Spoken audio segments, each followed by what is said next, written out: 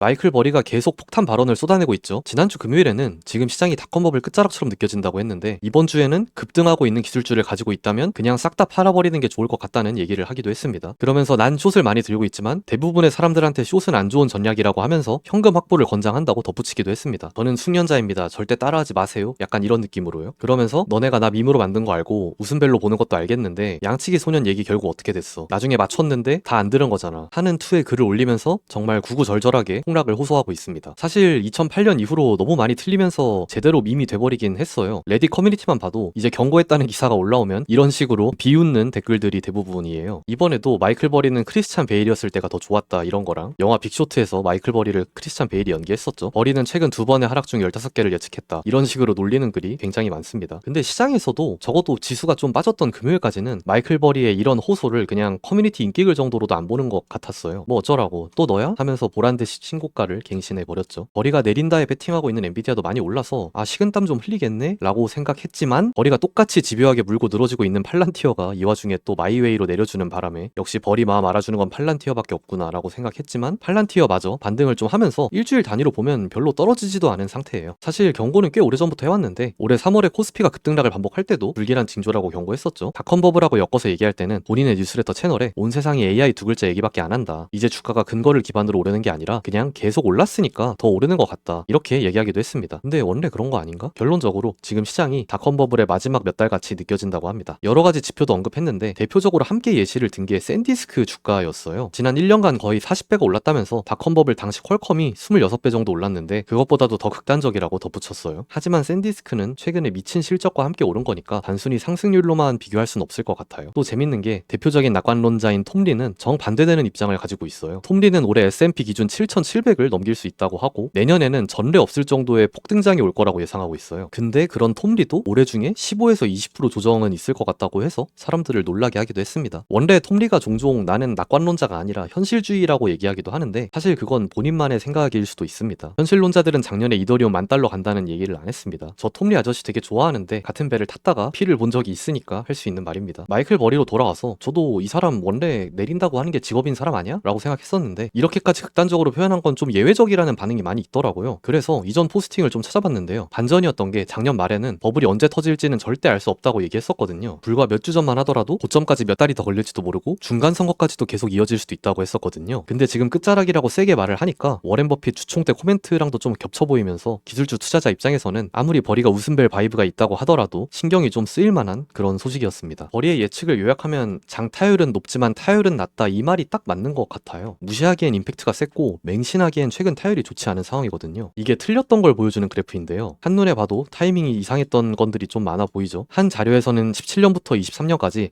14번 예측 중에 틀린 적이 71%라고 분석했더라고요. 그래서 과연 마이클 버리 본인은 지금 어떻게 투자하고 있는지와 과거에 맞췄던 사례랑 틀렸던 대표적인 사례를 몇 개 찾아봤습니다. 일단 포트폴리오인데 본인이 올리는 뉴스레터에 나온 내용들을 토대로 구성된 목록인데요. 언론에 나온 내용만 보면 다 숏만 잡고 있을 것 같지만 의외로 롱을 잡고 있는 주식들도 많이 있고 최근에 추가 매수한 종목들도 있어요. 대표적으로 요즘 많이 부진한 페이팔 비중을 늘렸어요. 저는 몰랐는데 페이팔이 지금 PER이 한 자리대까지 내려와 있더라고요. 주가가 2016년 수준으로 돌아갔는데 이때가 트와이스 치얼업 나왔을 때였으니까 어느 정도인지 짐작이 가시죠. 중국 주식도 많이 가지고 있는 게 재밌는 게 하이디라오 주식도 포트폴리오에 추가했더라고요. 여러분이 아는 그 MZ들이 회식하는 하이디라오가 맞습니다. 풋옵션이나 숏 포지션으로는 이렇게 가지고 있는데 잘 알려진 엔비디아나 오라클이 있고요. 최근에는 반도체 ETF 속스 풋옵션을 추가 매수했다고 5월 4일에 밝혔습니다. 이 중에서도 특히 팔란티어에 대한 엇나간 사랑이 정말 대단한 편인데요. 작년 하반기부터 너무 고평가돼 있다고 하면서 잊을만 할 때마다 팔란티어를 저격하는 글을 계속 올리고 있습니다. 작년 11월엔 팔란티어 CEO도 CNBC와의 인터뷰에서 마이클 버리가 하고 있는 건 완전 미친 짓이라고 맞받아치기도 했습니다. 여기 알렉스 카프 CEO 표정 보시면 진심 어린 경멸이 담긴 그런 표정이 보이시죠? 지금 팔란티어가 고점 대비 많이 내린 상황인데도 적정가를 50달러 언더로 본다고 합니다. 팔란티어 주주분들 입장에선 입을 확 막아버리고 싶을 것 같은데 여기서 더 조정을 받아도 그렇게까지 내리진 않겠죠? 이번엔 버리가 맞췄던 사례들을 보여드릴 텐데 2008년 금융위기는 너무 유명하니까 그건 빼겠습니다. 첫 번째로는 닷컴버블 이후 2001년, 2002년 구간이에요. 이때 고평가되었던 기술주 공매도와 저평가 소형주 롱 포지션으로 시장을 이긴 기록이 있습니다. 같습니다. 2000년도 2월에 아마존 숏을 잡았다는 기록도 있는데요. 이후에 80% 폭락하면서 큰 수익을 챙겼다고 합니다. 지금 나스닥에서도 AI 관련 주식들 숏 포지션 잡고 저평가된 위주로 담고 있는 게 어느 정도 겹쳐 보이는 모습인데요. 똑같은 시나리오로 흐르면 절대 안 되겠죠. 이때 수익률 자체도 말이 안 되지만 나스닥하고 비교하면 더 두드러지는 성과예요. 나스닥은 2000년도 고점부터 2002년 저점까지 거의 80% 가까이 폭락했었고 아마존 같은 개별주들은 막 90%까지도 폭락했으니까요. 심지어 잘 방어한 워렌 버핏의 버크셔 해서웨이보다도 훨씬 높은 수익을 거둔 거예요. 버리가 이때 워낙 비범한 성과를 거뒀다 보니까 이때부터 남들이 못 보는 걸 보는 위기에 강한 그런 이미지가 생겼다고 보면 됩니다. 두 번째로는 게임스탑 사태인데 게임스탑이 2021년에 쇼스퀴즈로 $400대까지 다녀왔던 거 모두 기억하시죠? 버리는 2018년부터 게임스탑이 저평가됐다고 관심을 가지고 2019년부터 본격적으로 매수했어요. 물론 버리가 직접적으로 쇼스퀴즈를 일으킨 건 절대 아니지만 등 사태까지 가는 간접적인 도화선 역할은 충분히 했어요. 근데 여기서 반전이 배 터지게 먹었을 줄 알았는데 정작 본인은 등이 오기 전에 자기 포지션을 모두 정리했어요. 한 여기쯤에서 그러니까 수익은 본 건데 뷔페로 따지면 딱 한 접시만, 그것도 스파게티에 볶음밥 같이 탄수화물만 가져와서 먹은 것 같은 그런 많이 아쉬운 그림이에요. 그래서 그런 건지 오히려 폭등 사태일 때는 이거 정상 아니다, 이상하다 이런 글을 올리기도 했습니다. 결국 나중에는 이게 본인 시나리오 외의 상황이었다고 밝히면서 딱히 미련을 갖지 않는 듯한 모습을 보였습니다. 저였으면 시금 전폐하고 주식도 더 못했을 것 같은데 역시 이 정도 위치에 있는 사람들은 멘탈이 대단한 것 같습니다. 마지막으로 대망의 2021년 코인과 밈 주식에 대한 경고였는데요. 2021년 6월에 본인 트위터에 코인의 레버리지가 너무 많이 껴있다, 밈 주식들하고 코인들이 무너질 때